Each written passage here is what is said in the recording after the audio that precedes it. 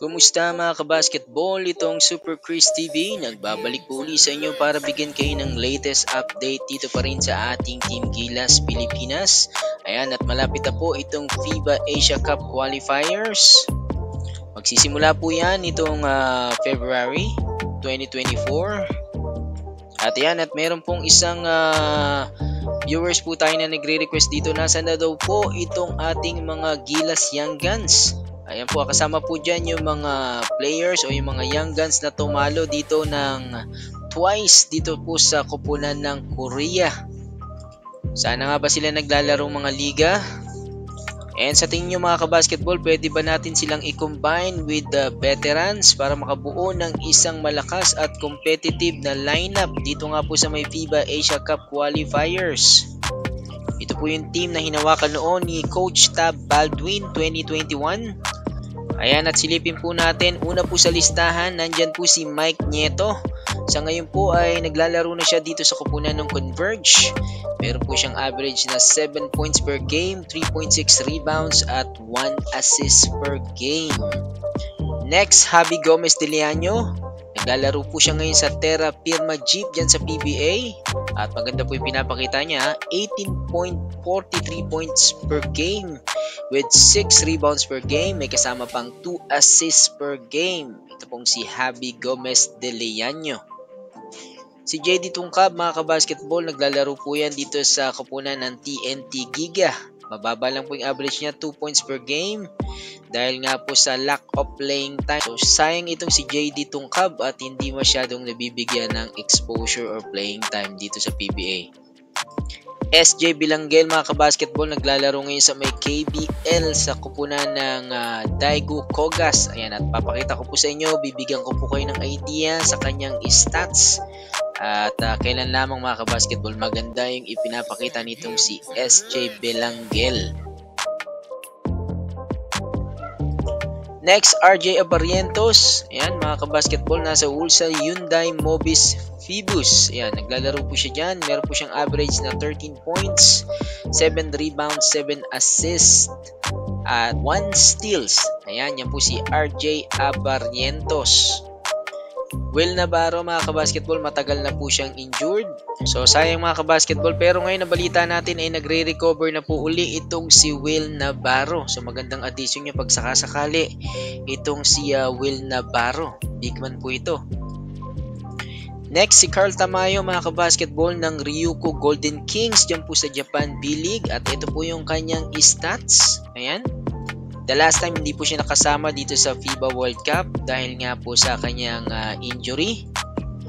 Pero ngayon nagbabalik na po itong si Carl Tamayo. Ayan ha.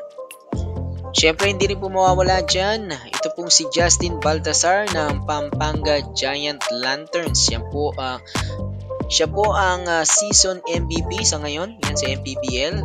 Meron po siyang 20.6 points per game, 17 rebounds, 1.5 blocks na merong 61.9% field goals.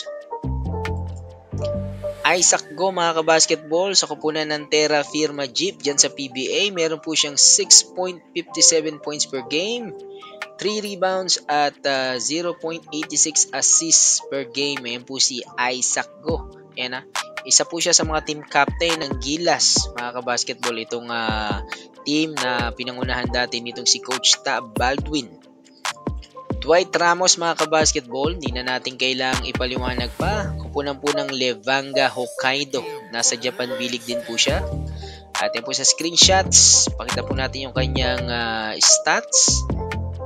At sa ngayon po siya po yung pinaka-active na player dyan po sa ating Team Gilas Pilipinas. So kahit anong mangyari, always present po itong si Dwight Ramos. Ayan.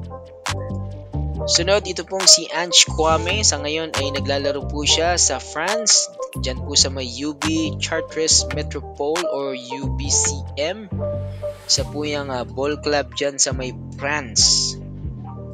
Kaya tanungan natin sino nga kaya yung magiging naturalized players ng ating Team Gilas this coming FIBA Asia Cup Qualifiers if wala nga po itong si Justin Brownlee at kung hindi rin makakapaglaro itong si Jordan Clarkson.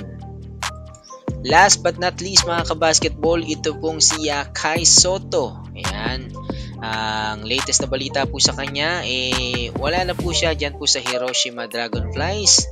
At lumipat na po siya, maglalaro na po siya dito sa koponan ng Yokohama B Coursers, dyan po sa may Japan D-League.